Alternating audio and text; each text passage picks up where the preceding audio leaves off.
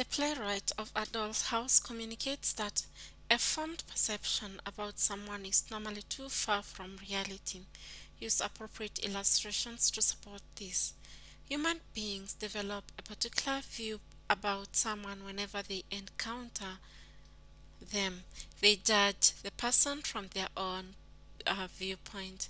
The playwright of A Doll's House communicates that one's viewpoint regarding another is usually not a real reflection of the person.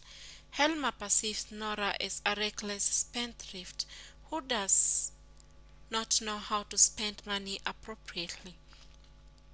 He assumes that Nora wastes all the money that he gives her. He actually refers to her as my little spendthrift, asking her whether she has been wasting money again. This perception of Nora by Elma is far from reality, since we learn that Nora has actually been trying to save whatever penny that comes her way so as to repay the loan that she owes Krogstad. Even when she's given money to buy her own items, she sources for the cheapest and saves the rest of the money. In addition, Elma perceives her as a pet wife incapable of making any worthy decisions. He only considers her as a play item meant to serve the purpose of entertaining him. He calls her his little skylark, asking her to flutter her feathers and sing for him. What he does not know is that Nora is in reality a tough woman capable of making decisions on her own, as seen from the fact that she decided to take a loan without his knowledge so as to cater for his health. And this shows that Helma's perception about Nora is far from reality.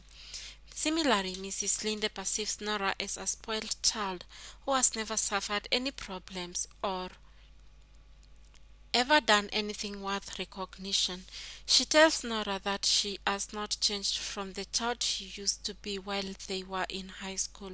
She brags to Nora about the sacrifices that she had to make for the sake of her ailing mother and younger brothers, thinking that life has always been easy for Nora. It is at this point that Nora reveals to her the reality of her life. She makes her aware that Nora had to sacrifice and source for money in order to save her ailing husband. She further reveals that contrary to Mrs. Linde's perception that the money was sourced from her father, she had to take a loan behind her husband's back, was still at this point her father was ailing and died soon after.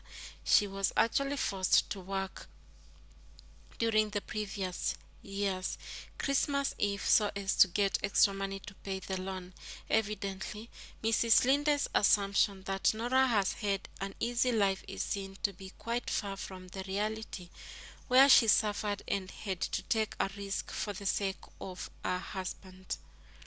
Helmer also perceives Krogstad as an immoral person, since he was involved in some forgery.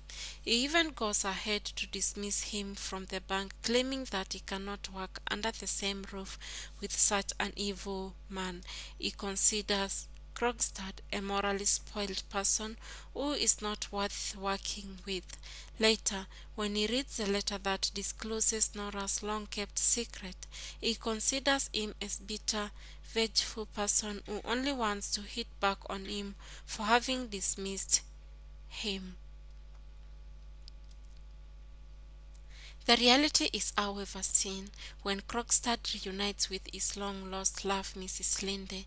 He is seen to be a good and kind person who needed love. He withdraws his earlier threat to the Helmers and apologizes for having blackmailed them.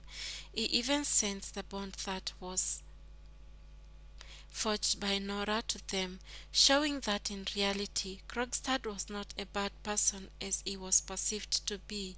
Nora perceives her husband as a loving, caring husband who would do anything for her.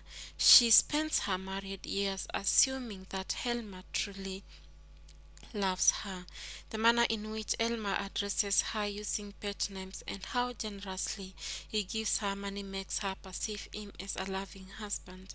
She even brags to Krogstad that Elmer would be willing to take the shame for her if Krogstad discloses to him that she borrowed the money from him. However, the reality of the matter is that Elmer is a selfish person who only cares about public perception more than he cares about his wife. This reality becomes evident when he discovers that Nora took a loan behind his back and that he was involved in some forgery, even though he had earlier promised that he would take any burden for her. When he discloses this, he calls her names and tells her that this love for her no longer exists. He tells her that they should pretend that all is well for the sake of public appearance.